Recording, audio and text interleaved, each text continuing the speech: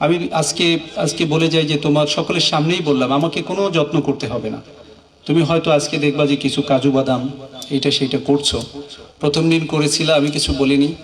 আজকে এত কিছুর দরকার নেই, একজন কর্মচারীর এত খাওয়া দাওয়ারও দরকার নেই। তুমি চিন্তা করছো যে ডিসি স্যার আসছে, আপ্যায়ন করতে হয়, এটা আমি পেয়েছি। তুমি আমাকে দিতে চেয়েছো, আমি পেয়েছি, তোমাকে ধন্যবাদ। কিন্তু তুমি চাইলে ওইটুকুও বাঁচিয়ে তুমি যদি পারো যে খুব গরিব কৃষকের নামজারির টাকাটিও তুমি দিয়ে দিও, 1170 টাকা, তুমি প্রয়োজনে তারটা দিয়ে তারটা করে দিও, তবুও তুমি তাদের দিকে তাকাও, ঠিক আছে? এবং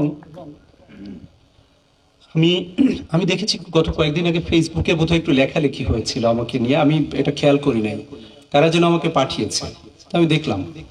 তা আমি একজনকে লিখেছি যে আজ দুপুরে তো আমি কচু শাক দিয়ে ভাত খেলাম, আপনি কি উত্তরটি পেয়েছেন? আর কখন আমি কিভাবে ভেঙেছি তোমরা দেখো, কখন ভাঙার উপায় আছে।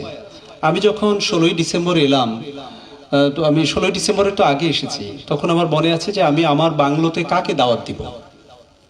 আমি ভাবলাম যে এই বাংলোর টাকাটা কারা দিয়েছে, বাংলোর টাকা তো ট্যাক্সের টাকায় হয়েছে, এটা তো দিয়েছে আমার কৃষকেরা, সাধারণ মানুষ।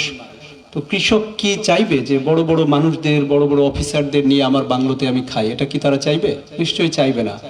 কিন্তু আমি যখন বৃদ্ধাশ্রমের কিছু বৃদ্ধা, তারা বললো যে স্যার আমি একটু দধি, অনেকদিন দধি খাই না, অনেকদিন ইলিশ মাছ দেখি না, আমি তাদের কাছে জানতে চাইলাম। একদিন রাতে গিয়ে তারা বললো যে স্যার আমরা এগুলো খেতে চাই, বয়স হয়ে গেছে, যে কোনো মুহূর্তে মারা যাবেন।